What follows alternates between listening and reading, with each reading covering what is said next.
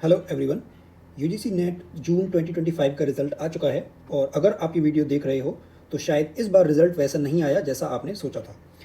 शायद cut off से थोड़ा रह गए, शायद क्वालिफाई नहीं कर पाए और अभी मन में कन्फ्यूजन या फ्रस्ट्रेशन भी हो रहा होगा रिज़ल्ट के बाद। तो ये वीडियो सिर्फ आपके लिए है। इस वीडियो में हम डिस्कस करेंगे इस रिज़ल्ट के बारे में एंड उन सभी स्टूडेंट्स के लिए ये वीडियो हेल्पफुल रहेगी जिन्होंने सिर्फ जेआरएफ क्वालिफाई किया है या नेट क्वालिफाई किया है या इस बार फेल हुए हैं एंड वो नेक्स्ट अटेम्प्ट के लिए किस तरह से प्रिपेयर कर सकते हैं, वो सब हम इस वीडियो में डिस्कस करेंगे।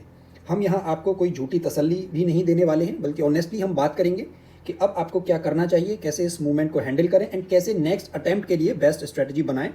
तो आप अकेले नहीं हैं, बहुत लोग हर साल इस फेज से गुजरते हैं और दोबारा आते हैं और भी स्ट्रॉन्ग बनकर। तो प्लीज़ वीडियो को एंड तक ज़रूर देखिए, क्योंकि हम शेयर करने वाले हैं कुछ टिप्स, कुछ mindset changes and a clear road map जो आपको आपके नेक्स्ट स्टेप डिसाइड करने में हेल्प करेगा। तो चलिए शुरू करते हैं। यूजीसी नेट का रिजल्ट इस बार जो आया है एंड एज यूजुअल कई स्टूडेंट्स ऐसे होंगे जिन्होंने जेआरएफ को क्वालिफाई किया होगा, कुछ का सिर्फ नेट क्वालिफाई किया होगा एंड कुछ का सिर्फ पीएचडी ही इस बार हो पाया एंड एक कैटेगरी जिनका पीएचडी भी नहीं हो पाया एंड एक कैटेगरी और है जो कई बार सिर्फ नेट को ही क्वालिफाई कंटिन्यूस कर पा रहे हैं, हर बार जेआरएफ के लिए कुछ क्वेश्चन से रह जा रहे हैं। तो उन सभी को हम इस वीडियो में डिस्कस करेंगे एंड सबसे पहले जिस किसी ने भी इस बार जेआरएफ क्वालिफाई किया है, सबसे पहले उन्हें congratulation. You have done something remarkable in a year when the competition was at its toughest. And आपने सिर्फ सिलेबस नहीं पढ़ा, हम ये कह सकते हैं कि आपकी स्ट्रेटजी हो या स्पीड हो या कंसिस्टेंसी भी जो है वो आपके रिजल्ट में दिख रही है एंड आपके लिए ये एक अपॉर्चुनिटी है। तो उसे आप अच्छे से आगे यूज़ करें, चाहे आपको रिसर्च हो, फेलोशिप हो या एकेडमिक करियर हो। तो इस सभी को ध्यान में रखते हुए आप आगे बढ़ सकते हैं, लेकिन आप फोकस रहें और हम्बल भी रहें, बिकॉज ये एक एंड नहीं है। ये आपकी जो एकेडमिक करियर है, जो एकेडमिक लाइफ है, उसमें जस्ट एक बिगिनिंग है। ओके एंड जैसा आप देख सकते हैं इस बार अटेंडेंस वगैरह कितने स्टूडेंट्स इस एग्ज़ाम में अपीयर हुए, ये डेटा आप देख सकते हैं ऑफिशियल वेबसाइट से भी। एंड पर्टिकुलरली पॉलिटिकल साइंस की अगर हम बात करें तो इस बार 64,000 स्टूडेंट्स अपीयर हुए एंड इस एग्ज़ाम में कट ऑफ भी आपको जो है वो अब तक की सबसे हाईएस्ट देखने को मिली है। दिस टाइम जो जेआरएफ की कट ऑफ ही उसने अपना हिस्टोरिक हाई लेवल जो है उसको टच किया है। यूआर कैटेगरी के लिए जेआरएफ की बात करें तो वो है 244 marks and this is the highest JRF cut off till date in the subject of political science. और अगर आप पिछले कुछ सालों का ट्रेंड देखें इवन हर सब्जेक्ट के साथ, तो कट ऑफ हर साल शार्पली इंक्रीज हो रही है। So let's talk honestly about what this means for all of us and how to prepare for the next cycle. अब हम बात करेंगे टू दोज स्टूडेंट जिन्होंने इस बार नेट क्लियर किया है लेकिन वो जेआरएफ को उस कट ऑफ तक नहीं पहुंच पाए, स्पेशली कुछ मार्क्स से या कुछ क्वेश्चन से। So we can understand how hard this phase is for you. जब आप जेआरएफ के बिल्कुल पास तक पहुंचे लेकिन आप उस कट ऑफ को क्लियर नहीं कर पाए, लेकिन आपने नेट क्लियर किया है, ये भी अपने आप में एक अचीवमेंट है। एंड जैसा कि जो कट ऑफ है वो हर साल बढ़ रही है, तो जो एक एरर का मार्जिन है वो भी हर साल क्या है, कम होता जा रहा है। सो अब आप क्या कर सकते हैं, सबसे पहले आपको अपनी एनालिसिस करनी होगी। आंसर की आप सभी के पास होगी एंड एनालिसिस के वीडियो आपको कई सारे यूट्यूब चैनल पर मिल जाएंगे, लेकिन self analysis is the best.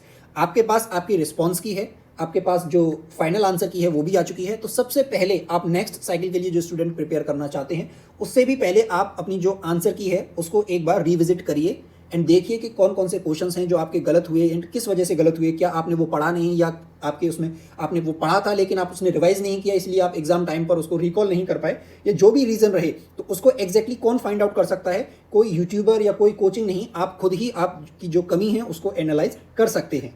And mainly कुछ स्टूडेंट का ये भी देखने को हमें मिला, जिनका हमें मैसेज भी आया था एंड जिन्होंने अपना रिजल्ट शेयर किया, उन्होंने अपने स्कोर्स भी बताए थे कि उनका पेपर 1 में कम स्कोर की वजह से भी उन्हें ऐसा लग रहा है कि वो जेआरएफ क्लियर नहीं कर पाए, बिकॉज रिलेटिवली उनका जो पेपर 2 था उसमें काफ़ी अच्छा स्कोर था। तो आप उस पर भी अपना काम करें एंड हम हर वीडियो में ये कहते हैं कि अब जो नेट जेआरएफ में जो कट ऑफ जा रही है इवन हर सब्जेक्ट के लिए, उसमें आप कैसे भी करके किसी एक पेपर पर रिलाई नहीं कर सकते कि सिर्फ आप पेपर 2 पर फोकस रखें एंड पेपर 1 को आप छोड़ दें। तो आपको दोनों को ही बराबर बिल्कुल साथ लेकर चलना पड़ेगा अगर आप जेआरएफ क्वालिफाई करना चाहते हैं। लेकिन इसके साथ ही आपको थोड़ा स्मार्टली भी काम करना पड़ेगा। जो पेपर के ट्रेंड आ रहे हैं उसको पहचानते हुए जो हाई वेटेज टॉपिक हैं आपके सब्जेक्ट पेपर में, आप उन्हें कवर करिए and don't wait for a full year and don't wait for the release of notification. कुछ स्टूडेंट क्या हैं, वो अपनी जो प्रिपरेशन है वो तभी स्टार्ट करते हैं जब जो है उन्हें नोटिफिकेशन देखने को मिल जाता है। लेकिन एक ऐसे स्टूडेंट होंगे जो सपोज अभी आपका ये चल रहा है जुलाई, एंड नोटिफिकेशन कुछ महीने बाद ही देखने को मिलेगा, एंड दिसंबर में सपोज आपका एग्जाम है, तो कुछ स्टूडेंट सिर्फ नोटिफिकेशन के बाद ही अपनी प्रिपरेशन स्टार्ट करेंगे, एंड कुछ अभी से प्रिपरेशन अभी अपनी स्टार्ट कर देंगे। एंड यही वो एक वन ऑफ द फैक्टर है जिसकी वजह से आप कट ऑफ से या इन स्टूडेंट से कॉम्पिटिशन में थोड़ा पिछड़ जाते हैं। तो अभी से आपको अपनी प्रिपरेशन जो है वो स्टार्ट कर देनी चाहिए, जो टाइम है उसको वेस्ट किए बिना।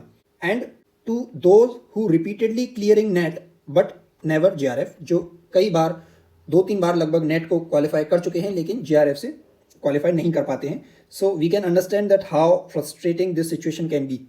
एंड हमें भी कई स्टूडेंट के मैसेज भी आए हैं कि उनका 2 बार, किसी का 3 बार भी नेट क्वालिफाई हो रहा है, लेकिन कुछ स्टूडेंट ऐसे भी हैं जिनका हर बार लगभग 1 या 2 क्वेश्चन से ही सिर्फ जेआरएफ रह जाता है। वो कहते हैं कि हम इंप्रूव करते हैं लेकिन कट ऑफ फिर उतना हाई चला जाता है कि जो जेआरएफ का मार्क है वो उससे नीचे रह जाते हैं। सो उन स्टूडेंट से हम यह कहना चाहेंगे कि this is not about your intelligence, it is also about your strategy, because जिस तरह से एग्जाम आ रहे हैं उसके लिए हर फैक्टर जो है वो आपके लिए इंपॉर्टेंट हो रहा है।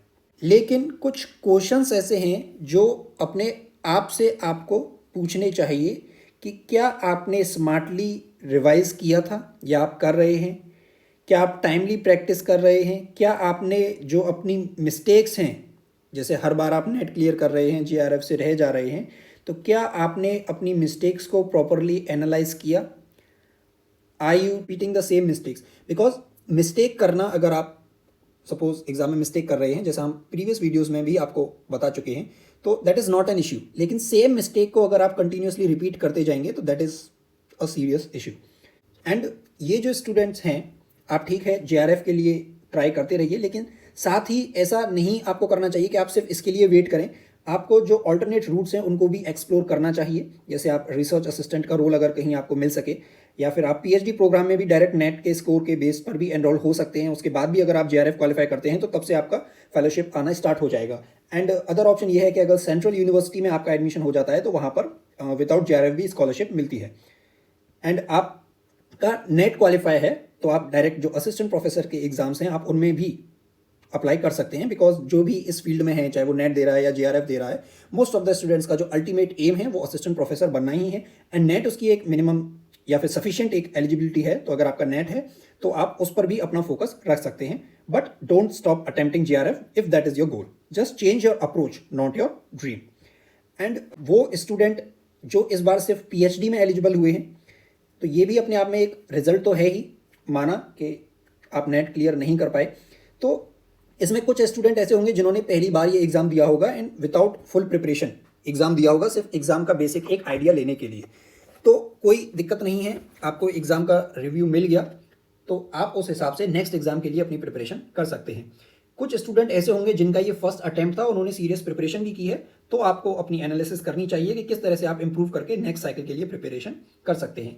एंड एक वह केस है जो थर्ड या सेकेंड अटेम्प्ट था एंड फिर भी नेट को क्वालिफाई नहीं कर पा रहे हैं, तो उसमें भी कई सारे फैक्टर्स हैं जिन्हें आपको चेक करना पड़ेगा। जैसे क्या आपने सिलेबस जो है वो अपना कवर किया है, जो एक बेसिक सिलेबस है, आपने रिवीजन्स किए हैं या नहीं, आपने मॉक टेस्ट दिए हैं या नहीं। तो ये सारे जो एक बेसिक स्ट्रेटजी है या बेसिक एक स्टडी प्लान है जो एक हर स्टूडेंट किसी भी कॉम्पिटिटिव एग्जाम में फॉलो करता है, तो क्या आपने वो चीज़ें फुलफिल की या नहीं। And sometimes the first attempt is like a warm up attempt, so the next one could be your win. तो डिसअपॉइंट ना होके आप अपनी नेक्स्ट साइकिल के लिए सीरियस प्रिपरेशन कर दीजिए, बिकॉज इन केस आप कंप्लीट सही से, जैसे आप लगभग 5-6 महीने का टाइम है, आप प्रिपरेशन नहीं करते हैं, जस्ट एग्जाम से पहले आप अपनी बुक्स या कुछ ऐसे यूट्यूब वीडियो के how to qualify in just 20 days 10 days ऐसे आप एग्जाम में अपीयर होते हैं, एंड फिर आप ब्लेम करें कि आप क्वालिफाई नहीं कर पाए, तो आप अपने खुद के साथ ही इनजस्टिस कर रहे हैं। तो इसलिए अभी से आप अपनी सीरियस प्रिपरेशन स्टार्ट कर दीजिए। एंड कुछ स्टूडेंट ऐसे भी होंगे जो पीएचडी को भी क्वालिफाई नहीं कर पाए होंगे, उनके लिए भी सेम है जो अभी हमने आपको बताया। तो अब ये जो टाइम है, इस एग्ज़ाम आपका हो गया, तो उसको जज करने के बजाय आप अपना टाइम लीजिए उसकी एनालिसिस करने के लिए, एंड ऐसे कौन कौन सी जगह हैं जहां आप इम्प्रूव कर सकते हैं उस पर फोकस करिए। बिकॉज अब आप बहुत ज़्यादा उसकी अगर टेंशन लेंगे तो रिजल्ट आ चुका है, वो एग्जाम ओवर हो चुका है, आप उसके रिजल्ट को चेंज नहीं कर सकते। लेकिन आज जो आप करेंगे उन एक्शन से आपका जो आने वाला साइकिल का एग्जाम है उसके रिजल्ट को आप डेफिनेटली चेंज कर सकते हैं। तो अपना फोकस उस पर रखिए।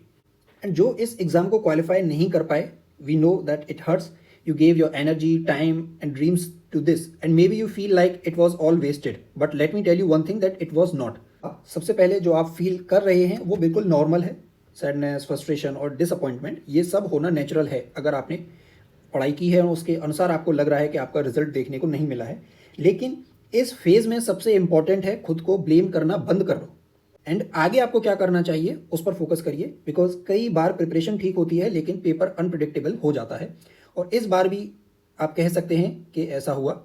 तो हर केस को, हर एक पॉसिबल केस को ध्यान में रखते हुए आपको नेक्स्ट साइकिल के लिए प्रिपरेशन करना चाहिए. जैसे पॉलिटिकल साइंस की बात करें तो इस बार काफ़ी फैक्चुअल एग्जाम आपको देखने को मिला एंड ये जो डिबेट है कि एग्जाम एटलीस्ट थोड़े उसमें कॉन्सेप्चुअल क्वेश्चंस भी होने चाहिए. बिकॉज इस एग्जाम से आप एलिजिबिलिटी डिसाइड कर रहे हैं कि जो एस्पिरेंट है वो असिस्टेंट प्रोफेसर बनने के लिए एलिजिबल है या नहीं. तो सिर्फ इस तरह के क्वेश्चन से आप डिसाइड नहीं कर सकते. ये डिबेट अपनी जगह सही है लेकिन आपको हर केस के लिए तैयार रहना चाहिए. बिकॉज इससे पहले ही ऐसा ही सेम एग्जाम जो लास्ट ईयर जून में था उस समय पॉलिटिकल साइंस का आ चुका था, जो आप देख सकते हैं, जो हमने एग्जाम से जस्ट पहले डिस्कस भी किया था एंड आपसे बताया भी था कि जो फैक्चुअल पार्ट है उसके रिवीजन के लिए ये पेपर जो है वो बेस्ट है, इसकी एनालिसिस, इसका सॉल्यूशन, तो वो आप देख सकते हैं.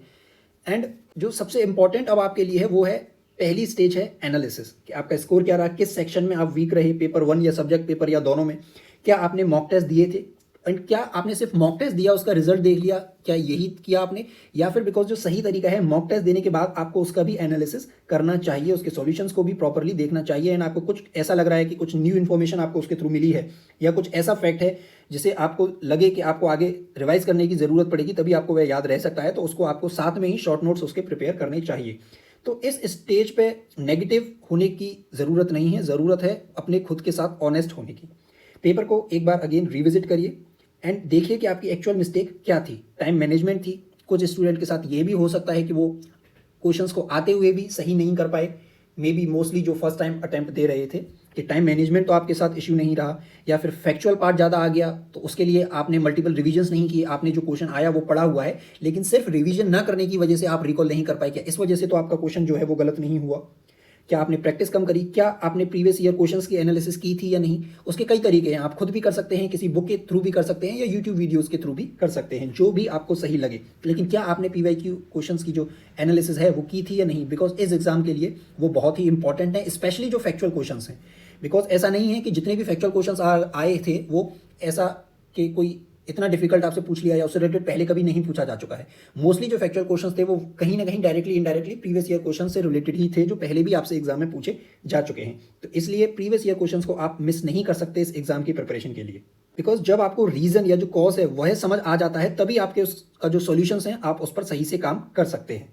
तो अब आपको अपना का जो नेक्स्ट मूव है वो डिसाइड करना है कि क्या आपको रीअटेम्प्ट करना है या जो पैरेलल अपॉर्चुनिटीज़ हैं उनको आपको एक्सप्लोर करना है, जो भी आपका रिजल्ट रहा हो. अगर आपको रीअटेम्प्ट करना है तो आप फुल प्लानिंग के साथ ही रीअटेम्प्ट करिए, अभी से अपनी प्रिपरेशन जो है वो स्टार्ट कर दीजिए. एक स्ट्रक्चर टाइम टेबल आप बना सकते हैं या टॉपिक वाइज या टाइम वाइज, जो भी आपको सही लगे आप उस तरह से आगे लेके चल सकते हैं. वीकली मॉक टेस्ट भी आप देना स्टार्ट कीजिए ताकि आप अपनी कंटिन्यूस जो इवेल्युएशन है वो अपना कर सकें. प्रीवियस ईयर क्वेश्चंस की भी आपको डीप एनालिसिस फिर से एक बार स्टार्ट कर देनी चाहिए. एंड अगर आप पैरेलल अपॉर्चुनिटीज़ को एक्सप्लोर कर रहे हैं, जैसे आपका अगर नेट हो गया है तो आप असिस्टेंट प्रोफेसर के एग्जाम्स पर भी फोकस कर सकते हैं. जैसे दिसंबर में आपका आरपीएससी का असिस्टेंट प्रोफेसर का एग्जाम है एंड रिसेंटली जो 2 वीडियोस हमने अपने चैनल पर शेयर किए हैं जहां हमने राजस्थान एंड उत्तर प्रदेश में जो कुछ वैकेंसीज हैं उनको डिस्कस किया है, तो वो भी आप देख सकते हैं. अगर आप एलिजिबल हैं तो आप उनके लिए भी अप्लाई कर सकते हैं. बिकॉज करियर में ग्रोथ के मल्टीपल रास्ते होते हैं. यूजीसी नेट एक इंपॉर्टेंट माइलस्टोन है लेकिन ये एक एंड नहीं है. तो कई सारी अपॉर्चुनिटीज़ आपको मिलेंगी, बस वह आपके ऊपर है कि आप उसके लिए वेल प्रिपेयर्ड हैं या नहीं. एंड अब अगर हम बात करें कट ऑफ की, तो ये एक सच्चाई है जिसे हमें एक्सेप्ट करना चाहिए कि कट ऑफ हर साल बढ़ रही है. बिकॉज इसके कई सारे रीज़न हैं. एक तो है एग्ज़ाम का जो पैटर्न इस बार आपको देखने को मिला. एक दूसरा रीज़न भी है कि कंपटीशन भी हर बार बढ़ रहा है. बिकॉज ये जो कंडीशन है पीएचडी एडमिशंस के लिए कि जो उसका नेट का स्कोर है वो 1 साल के लिए वैलिड रहेगा, तो इस वजह से भी ये भी एक फैक्टर है जिसकी वजह से जो जेआरएफ की कट ऑफ है वो आपको इतनी हाई देखने को मिलती है. सीरियस एस्पिरेंट्स भी आपको ज़्यादा को देखने को मिल सकते हैं. एंड एक रीज़न ये भी हो सकता है बिकॉज इतने सारे यूट्यूब चैनल्स हैं, टेलीग्राम चैनल्स हैं जो आप खुद देख रहे हैं, तो समय के साथ जो अवेलेबिलिटी है ऑनलाइन रिसोर्सेज की वो भी बढ़ रही है, जिसकी वजह से कहीं ना कहीं कंपटीशन भी बढ़ रहा है. So there are multiple factors. लेकिन इस बार जो एक अच्छी चीज़ थी कि एक शिफ्ट में आपका एग्जाम हुआ तो नॉर्मलाइजेशन आपको देखने को नहीं मिला. एंड नेक्स्ट टाइम के लिए भी आप जो कट ऑफ है उसको हाई ही मान के अपनी प्रिपरेशन करके चलें एंड दोनों केस के लिए तैयार रहें कि एग्जाम जो है वो कैसा भी आ सकता है। हो सकता है नेक्स्ट एग्जाम फैक्चुअल ना आके पूरा कॉन्सेप्चुअल आए, बैलेंस्ड भी आ सकता है या फिर से फैक्चुअल भी आ सकता है। तो इन तीनों केसेस को ध्यान में रखते हुए आपको अपनी जो नेक्स्ट साइकिल है उसके लिए प्रिपरेशन करना चाहिए।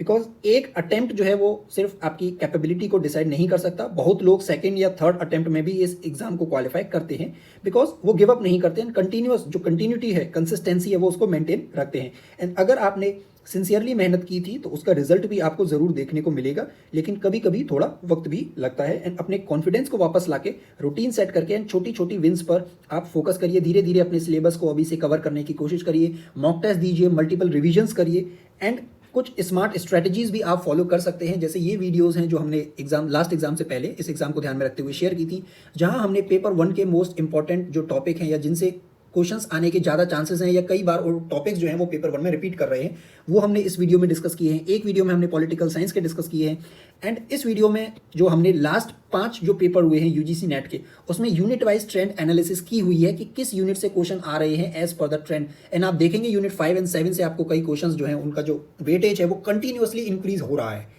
ये होना चाहिए या नहीं होना चाहिए, अगेन ये एक अलग डिबेट है, लेकिन जैसा कि आपको देखने को मिल रहा है तो उस तरह से आपको भी अपनी प्रिपरेशन जो है वो थोड़ी मॉडिफाई या चेंज करनी चाहिए। तो आप ये वीडियो भी देख सकते हैं, इन सभी वीडियोस का जो लिंक है वो आपको इस वीडियो के डिस्क्रिप्शन में मिल जाएगा। एंड नेक्स्ट साइकिल के लिए जो जून साइकिल वाला एग्जाम था उसको भी ऐड करके हम इन वीडियोस का जो अपडेटेड वर्जन है वो भी जल्द आपका जो नेक्स्ट एग्जाम है उससे पहले ही शेयर कर देंगे, लेकिन तब तक आप इन वीडियोस को भी देख सकते हैं, इनसे आपको एक बहुत अच्छा आइडिया मिल जाएगा।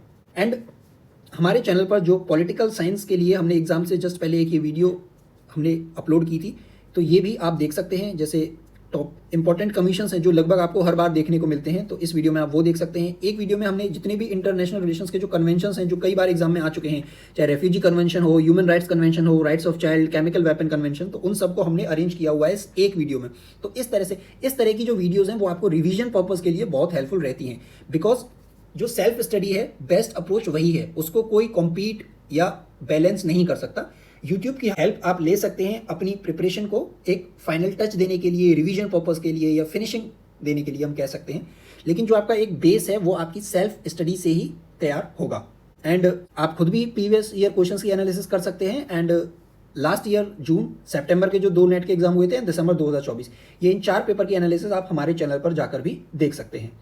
एंड एक प्लेलिस्ट हमने इंटरनेशनल ऑर्गेनाइजेशंस की स्टार्ट की थी, जिसमें हम ऑलरेडी इन ऑर्गेनाइजेशंस को कवर कर चुके हैं, SAARC, ASEAN, BIMSTEC, WTO, SCO, BRICS, G20, तो आप इन्हें देख सकते हैं। या नेक्स्ट आप किस ऑर्गेनाइजेशन से रिलेटेड वीडियो चाहते हैं तो वो आप इस वीडियो के कमेंट सेक्शन में भी लिख सकते हैं। एंड अगर आपको ये वीडियो हेल्पफुल लगा हो तो आप इसे लाइक ज़रूर करें, कमेंट में आप अपना एक्सपीरियंस भी शेयर कर सकते हैं। एंड नेक्स्ट वीडियो में हम डिस्कस करेंगे यूनिट वाइज क्या बुक लिस्ट रह सकती है, जो इंपॉर्टेंट बुक्स हैं जिनसे क्वेश्चंस आने के चांसेस हैं। जैसे IR की या फॉरेन पॉलिसी की बात करें तो जो एंड्रयू हेविट की ग्लोबल पॉलिटिक्स है उसके जो टेबल्स हैं या चार्ट्स हैं उनसे क्वेश्चंस आपको देखने को मिल रहे हैं। तो हम भी कोशिश करेंगे कि अपने किसी वीडियो के माध्यम से उन सभी फैक्ट्स को आपके लिए सिंपली कवर कर दिया जाए, जिसे आप एग्जाम से पहले रिवाइज कर सकें या आप खुद भी उसे देख सकते हैं। एंड चैनल को सब्सक्राइब करना न भूलें, बिकॉज नेक्स्ट हम आपके साथ preparation strategies and study plan भी शेयर करेंगे। एंड नेक्स्ट वीडियो में हम आगे अपने चैनल पर ये भी डिस्कस करेंगे कि नेक्स्ट एग्जाम के लिए, पॉलिटिकल साइंस के लिए किस तरह से आप अपनी डिटेल्ड स्ट्रैटेजी लेके चल सकते हैं, तो वो भी हम डिस्कस करेंगे। तो आप चैनल को सब्सक्राइब करना ना भूलें। And it's not over until you win. मिलते हैं नेक्स्ट वीडियो में। And you can also join our Telegram channel political IR mentor, जहाँ कोई भी अपडेट होता है वो आपको वहाँ टाइमली मिल जाता है। एंड वहाँ हम एग्जाम से पहले प्रीवियस ईयर क्वेश्चंस के बेस पर क्विज भी अपलोड करते हैं। So thank you.